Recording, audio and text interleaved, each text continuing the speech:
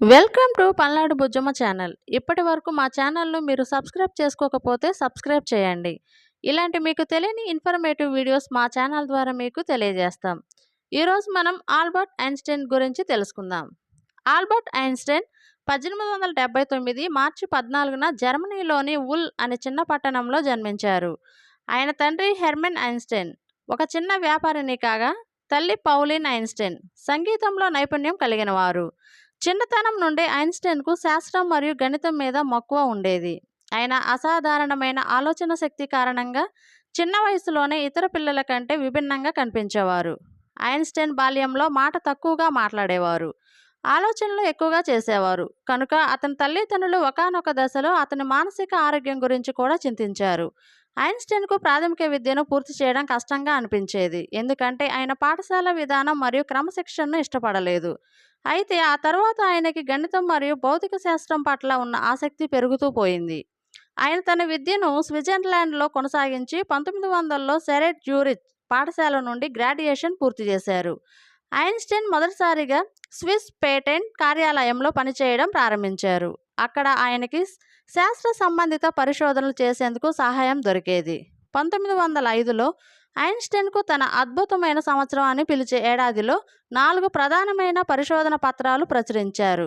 ఈ పత్రాలు శాస్త్రాలోకంలో పెను మార్పులు తీసుకువచ్చాయి. అందులో ప్రముఖమైనది సాపేక్షత సిద్ధాంతం. ఈ సిద్ధాంతం ప్రకారం స్థలం మరియు కాలం పరస్పరం బంధించబడి ఉంటాయి. ఈ సిద్ధాంతంలో ముఖ్యమైన సమీకరణం E=mc².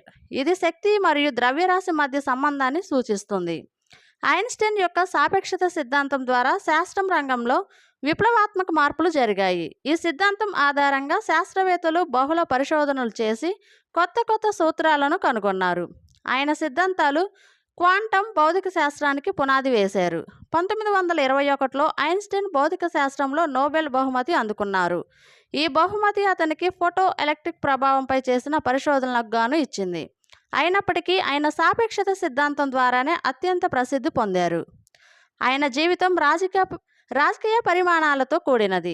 1933లో నాజీ జర్మనీ అధికారంలోకి రావడంతో ఐన్స్టైన్ జర్మనీని విడిచి యునైటెడ్ కింగ్డమ్ స్టేట్స్కు వెళ్ళిపోయారు.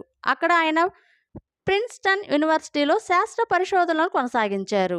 ఐన్స్టైన్ యుద్ధ వ్యతిరేకి, శాంతి ప్రేమి. ఆయన అణ్వస్త్రాల వినియోగానికి వ్యతిరేకంగా తన వేదనను వ్యక్తపరిచారు. అయినప్పటికీ రెండవ ప్రపంచ యుద్ధం సమయంలో అణుబాంబు అభివృద్ధిని ప్రారంభించిన అమెరికా యొక్క మాన్హాటన్ ప్రాజెక్టుకు పరోక్షంగా మద్దతు ఇచ్చారు. 1955లో ఐన్స్టైన్ మరణించారు. కానీ ఆయన ఆవిష్కరణలు శాస్త్రలోకంలో తన చిరస్థాయిగా నిలిచిపోయాయి. ఇలాంటి ఇన్ఫర్మేటివ్ వీడియోస్ గురించి తెలుసుకోవాలంటే మా ఛానల్ను తప్పక సబ్స్క్రైబ్ చేయండి. Thank you for watching. Thank you.